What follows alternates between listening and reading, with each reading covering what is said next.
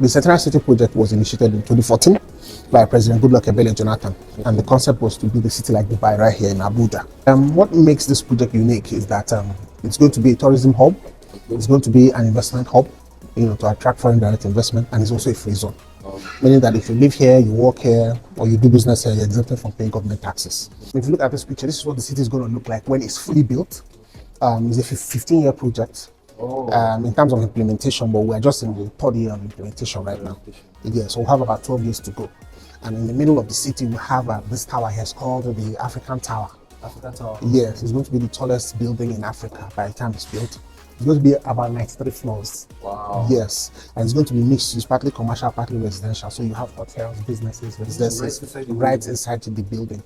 And then you might even have some penthouse suites at the very, very top. Yes. And it is located right in the middle of the city. We even have shopping mall facing it somewhere around this location here. If you look at this picture, you would see that the tower is right here, and then you have the shopping mall facing it, and we even have a water fountain in the middle. The concept is to utilize the river. We have a river that cuts the city into two. It's called the Whooper River. Whooper River. It cuts in from Kiami into Centenary City down to Kuje. So we intend to dredge our part here and then have a water fountain here, because right in the middle of the city we're going to have luxury retail shops, restaurants where people can come sit down, enjoy themselves. The concept is to build a city like Dubai, where you can come, relax, enjoy yourself, where foreigners can come, tourists can visit Nigeria and have a good time. No more going to South Africa or Botswana.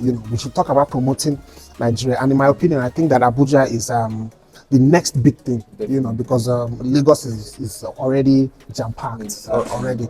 Although they're trying to expand, but you see, the population density in Lagos is so high that even if they add Ogun State, it will help. It will help much. It will help much. So, and Abuja already has the template for a modern city. The way it's designed, the way things are arranged, the way the infrastructure, it has been developed. And it has the propensity to expand further, So Centenary City would be the icing on the cake, to this modern city, because we are looking at this city being the new Abuja, because we're trying to use it to change the narrative. We're talking about building a new Nigeria. We're tired of having people saying, Nigerians are scammers, Nigerians are dupes.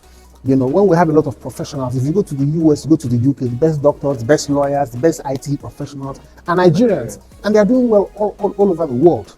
So we're saying, if you want to come to Africa, Nigeria should be one of the key points, the key areas, for you to look at if you want to invest. And then we talk about the diaspora community, which is actually almost $1 trillion community. And these people have been abroad for many years, and they're looking at ways to connect with Africa, to connect with the motherland. We're saying when they come back, where do you want to put them? You need somewhere that is not too far from what they are used to, so that when they come, it feels like home. And that is where Centenary City comes in. So we are home to a lot of diasporans, looking at coming back home, coming to invest, to have their retirement homes here. So Centenary City creates that enabling environment, where you can easily drive your Porsche or your Lamborghini and not feel, you can't drive Lamborghini in Oka or, because you become an instant target. But in Centenary City, it's normal.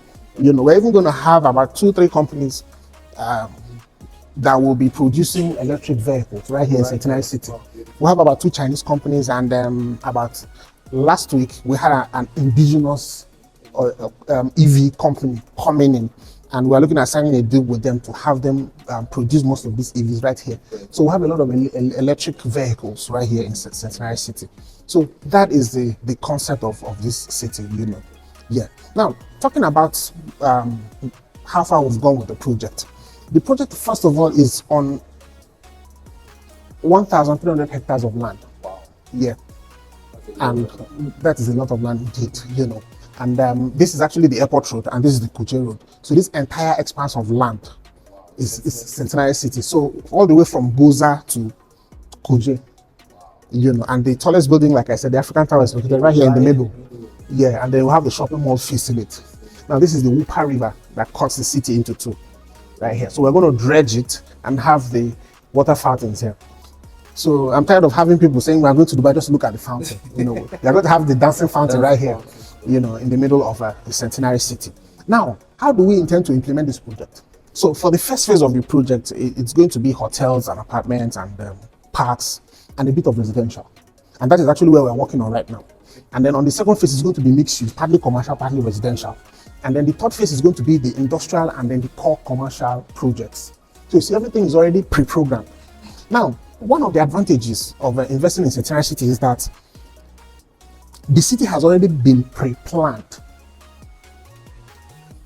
One of my clients had a concern, and he said he bought a plot in Lagos, and after like 6 months, when he was about to develop the plot, he now realized that the plot in front of his house has just been changed to a church. And he said, one of the reasons why I told you people that I want to buy this particular plot is that I don't want to have any religious organization around, because usually religious organizations, they tend to abuse privileges like noise pollution, parking issues, and all that. So I don't want a church around. And this other story that they've changed it. So you see, in Centenary City, those kind of surprises cannot emerge, because you see, the way it's designed in the master plan, if this is going to be a residential area, it will remain a residential area. You can't wake up tomorrow and hear that all of a sudden there's now a church or a mosque or something like that. So you have that kind of security. And then secondly is that Centenary City will have C of O for the entire land. So you have no issues going to FCDA to go and fight anybody for to know if the land documents are genuine. It's a public-private sector-driven initiative. So we're working hand in hand with the FCDA, with NEBSA, with Nigerian Customs, because even as we speak now, we have people who can bring in containers into, so you can actually import. So if you own a property here, and you want to import things to finish your house and all those things, you can actually import directly into Centenary City, and you won't pay all those duties and all those things, taxes, import duties and all those things. So those are the advantages you are going to enjoy doing business with us here in Centenary City. We're currently working on this part of the city right now, and like I said, the first two projects are on this part, which is where we have the residential projects. This part here, I'll explain further. And then the Julius Berger Road is around this axis. The road, it's just an internal road on the boundaries of the first phase of the project to connect the airport road to the Kuje road here. So it's just like an internal road, and it's about 4.3 kilometers. The office is actually here, so this is actually where we're standing right now. This is where we're standing now. It came in from here, in here. Now, if you notice, you'll see this expanse of land here and here. Those are the green areas, which we intend not to touch. They're actually elevated hills, so we intend not to do anything, because you see, the beauty of this project is that we want to develop it in such a way that it will work hand in hand with the natural endowment of the project site. So all these places that are places where we are going to build, but these ones here, we're just going to leave them because they are hills. So within the city, you will have those hilly views and all those things. And that is part of what makes the city. And it's also green area too. So we are going to have a lot of green. We're not trying to build another Lagos here. So we want like fresh air. You can freely walk around, because sometimes all these box kind of buildings we do these days, everywhere is choked. You don't have enough air, you don't have enough green. So we are putting all those things into consideration to have a lot of green, and the buildings are properly spaced out. That's it. So this is the airport road, and that is the Kuje road over there. So we're standing somewhere here. Yes, that's our office. So we're standing from here, overlooking at the city. Now, if you look over there, you'll see these two hills here. Those are the hills you're seeing outside the window. So you can see the city goes beyond the hills, even to the back. So you see, Centenary City is not where you can just walk across. Now, from where we're standing here, we have plans to build a 5-star hotel, and we're working hand in hand with Marriott or the Address from Dubai. The concept is to build a 5-star hotel that will just be 10 minutes away from the airport, and that gives it all the advantages it needs. Because you see, people don't want to drive into town just to go and enjoy a 5-star hotel. So you can actually stay a few minutes from the airport.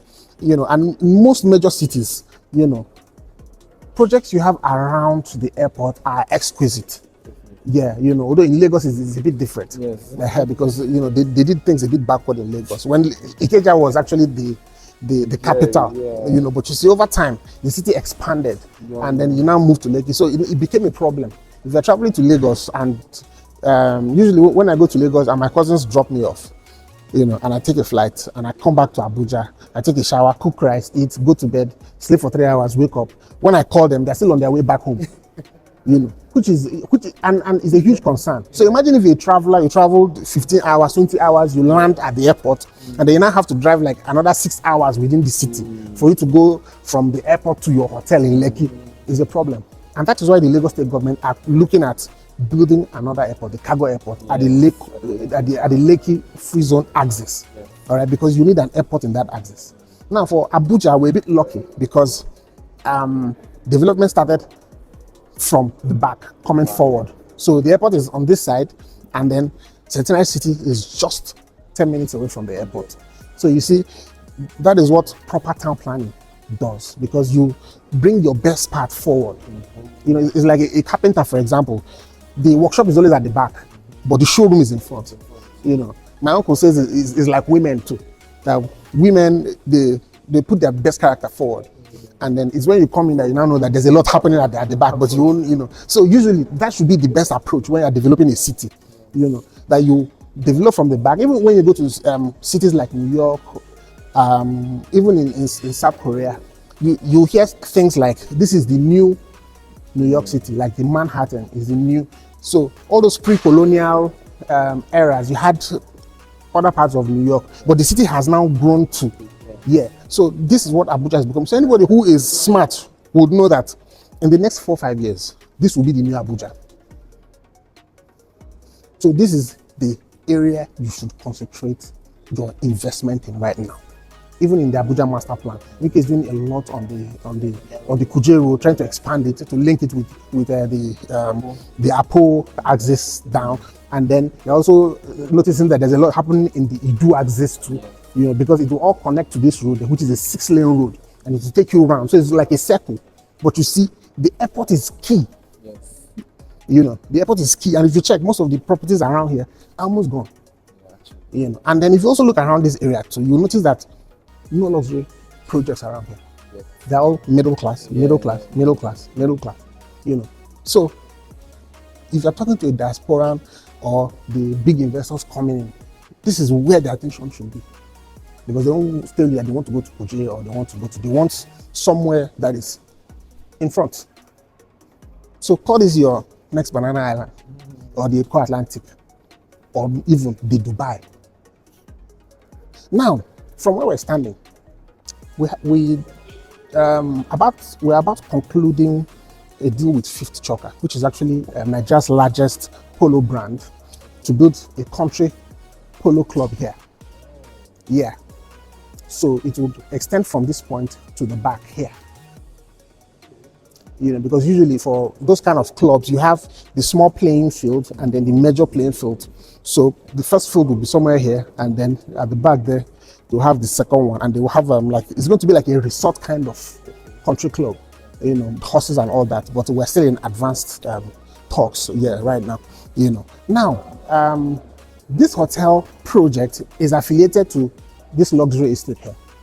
So if this is going to be the address hotel, this project is going to be the address residences and villas. Because we want to create that Emirati lifestyle where you can actually own a house and enjoy hotel services right in your house. They can serve you breakfast, and when they come, they clean your house. No ekalite in this matter. You just, you come in, they serve you breakfast, if you want buffet and all that. And then in a situation where you own the property, but you're not in the country, it should be able to generate revenue for you. We want to delete this notion we have that you just buy a house in Asokoro and then you lock it up for 5 years, you're looking for somebody to rent it, maybe they come and they just mess it up, and you're not getting actual returns on the investment. And then you're providing world-class infrastructure, but there's nobody there to enjoy the infrastructure. So Centenary City is going to be a bit different from the norm, so that you can have those properties there, and while you're not around, you can be making your income. And then when you come back, the house is available for you to also use. So that is the concept behind this here. And then next to it is this green area here, where we want to integrate a safari park, so that you don't have to go to Kenya or Botswana or even South Africa. But not harmful animals. Because if you tell some people they are lions, they don't come. So we're just going to have herbivorous animals, like elephant, giraffe, antelopes, and all that. So we're looking at a situation where our children can have access to these things. They can see an antelope, they can see elephants, zebras, and we're working in partnership with a South African firm to handle that project here. So we're even going to have tents and chalets that people can rent to stay, to create content, to shoot movies, within the safari park. And that is actually where we got the motivation for our second project called the Safari Park Residences. Yes, because the estate is not far from the safari park, over there. And then next to the safari park, we have an amusement park here. This is going to be about 40 hectares of land just for an amusement park. So it's probably going to be the largest amusement park or theme park in this part of in the West African sub-region, basically. And then we're in talks with some major brands, especially the American brands, to start this project very soon. So, and all this is the first phase of the project, and that was why I told you that the first phase is geared towards attracting traffic, attracting the right attention, first, before you now start talking about why come and invest. Now I am bringing you a beautiful opportunity to invest, own, or live in Centenary City, which is becoming one of Abuja's best spots to live right now. You've seen what it is all about and what you can get living here, and the project has commenced strongly. So if you want to be part of this community, you want to invest here, own houses, or you simply want to buy out plots where you can have your own house here in Nigeria, Abuja, then feel free to reach out to me on the number on the screen and I'll help you get something right here. Cheers, enjoy your good life.